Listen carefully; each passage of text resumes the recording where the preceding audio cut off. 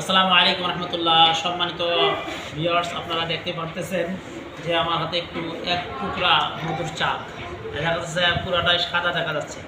এই যেগুলো সাদা দেখছে হচ্ছে কেপিং, এটা হচ্ছে মৌমাছি সিল মারি দিয়েছে, অর্থাৎ এই মধুটা ভিতরের মধুটা পরিপক্ক, এই মধুটা পুরাট হয়ে গেছে, এটা খাওয়ার উপযোগী বা মানুষের জন্য ওষুধ হয়ে গেছে।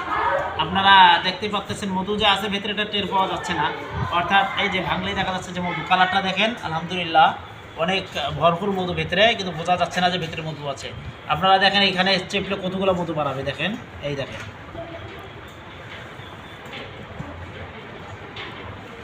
আহ, মধুর কালার, হ্যাঁ দেখেন আলহামদুলিল্লাহ কতগুলো মধু এইটুকু চাক থেকে কতগুলো মধু বাইরে হইতেছে, এবং মধুর ঘন ঘন অনেক আলহামদুলিল্লাহ। দেখেন কতগুলো মধু বাইর হলো। আপনারা যারা এইভাবে মধু এইরকম ঘন দেখেন, আপনারা কত ঘন মধুটা, এই দেখেন তো একটু এদিকে, এই দেখেন কত ঘন মধুটা, অনেক ঘন অনেক গাঢ়। আপনারা যারা অরিজিনাল খাঁটি মধু ন্যাচারাল খুঁজতেছেন 100%, আপনারা আমার কাছে অর্ডার করতে পারেন। আলহামদুলিল্লাহ আপনাদেরকে আপনাদের মন মতো আমি মধু ইনশাল্লাহ দেওয়ার চেষ্টা করব।